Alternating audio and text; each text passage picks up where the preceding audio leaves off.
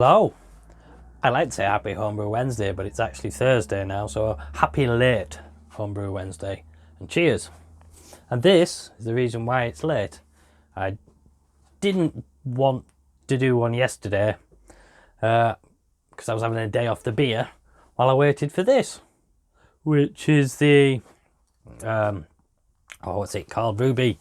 The Ruby Mild from the Bible, mostly from the Bible, pretty much. I've got a video I will be doing about it, which is I'll have all the ingredients and how I did it and some footage and a proper beer review of it. But for now, just have a taste.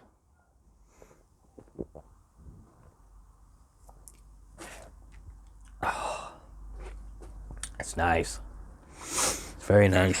I think I said in a previous video that I'd not seen anything about anyone doing it on YouTube and that before, but I'd forgotten, and I feel it's silly for not remembering that Rusty did this, and then after him came Peter Hodge of Watford Gap. He did it as well, and both enjoyed it, and I can see why, because it is a bloody nice beer.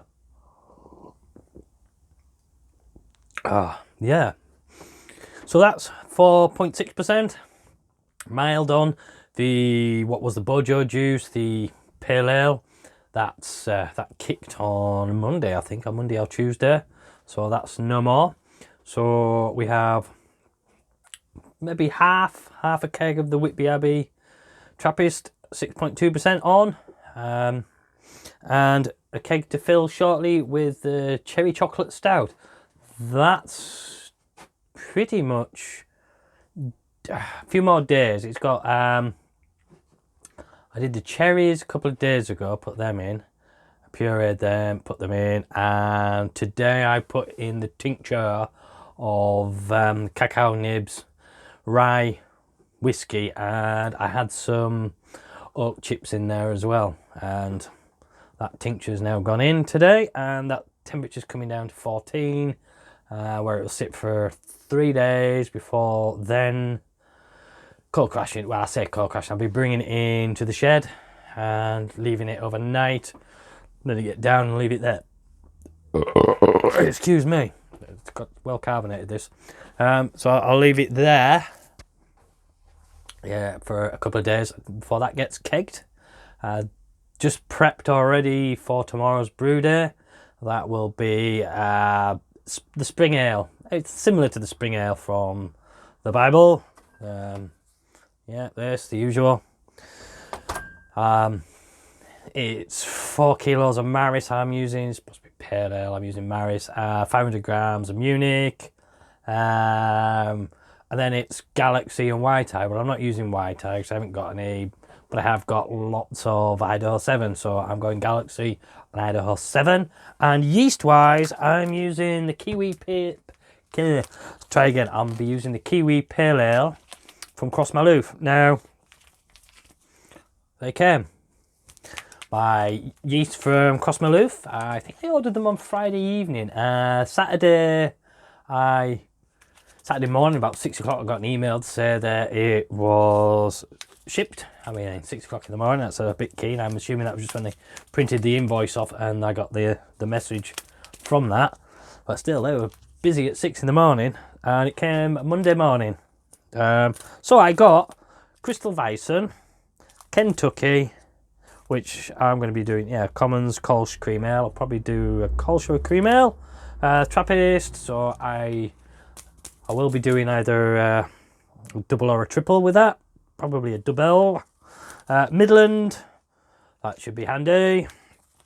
The Kiwi Pale Ale, so that's what I'll be using tomorrow.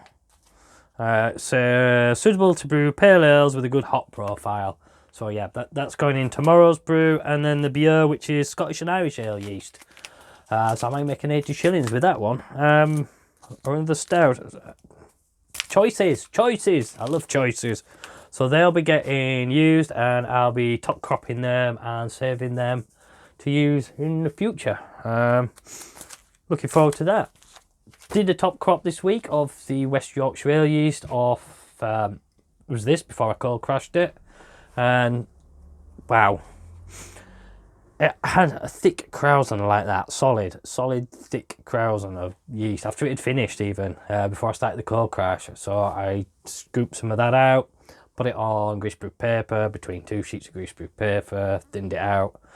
I had it on the windowsill for a couple of hours because we had bright sunshine and it was coming through the window. It was quite warm. So and then into the oven with just the fan on, so just 20-30 degrees about in there. So it took another hour or so, and then it was dried and put into bags and put in the freezer. So there's plenty of that now. It'll keep me going for a fair bit longer. Yep, so I've talked about that, done about this, talked about the cherry chocolate stout, talked about the yeast. Oh yes, the Secret Santa that Richard Williams is organising on BrewTube, on the Facebook page. I'm in that, so looking forward to seeing what I get and sending a beer out myself. So should be interesting. So I didn't do it last year, but I've got so much on at this time and hoping to have more on. I feel like I should have a go, so I am having a go in that. And water profiles. Now, I talked about water additions with the Grainfather app before, and that for a pale ale, using the American ale profile for water, I really had nothing to put in, really. It was like a gram and an eighth of a gram and stuff. There was a bit of the sulfuric acid pH stuff, other than that, and that was like 7 mils of that. Other than that, I wasn't doing much. But in here, I've done it in this, and also the cherry chocolate stout, and this is the first time I'm obviously tasting the proper. This is like, you know, there's like 3 or 4 grams of stuff of each kind of thing gone in the mash and the sparge for this, and I have to say, it does bring out the flavours a lot more. I'm getting a fruitiness from the hops. There were first gold hops in this.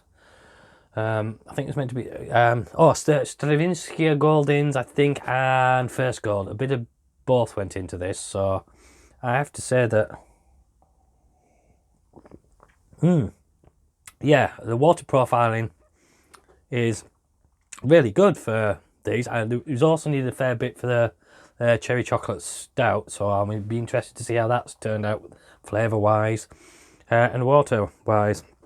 So my initial it's not disgust, I suppose, I don't know what the word is for it, but my initial thoughts were wrong on how churlish and pointless the water additions on the Grainfather app were. I would like to retract that and say, actually, certainly for my water and darker beers is where I need the additions, rather than the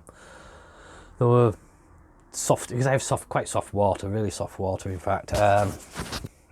Rather than doing it for pails and things. I'll be interested to see what it comes up with when I try and do a NEPA, which is after tomorrow's brew. I might do a NEPA. I'll see how I go. I want some a bit stronger as well as hoppier, because I'll have the the cherry chocolate stout will be around 6-ish%. This Abbey beer is 6.2. This mile's 4.6. The beer I'm doing tomorrow should come out about 4.5% as well, 4.5 to 5%. So a couple of steady beers, a couple of big beers, should see me through Christmas. So just under 10 minutes of waffle, and I think that'll do it. It's coming on alright, isn't it? It's getting there. Mrs. hates it, but it's my Santa beard. I'm getting in practice, ready to be a Santa. So if you got this far, thanks for watching, and I'll catch you in the next one.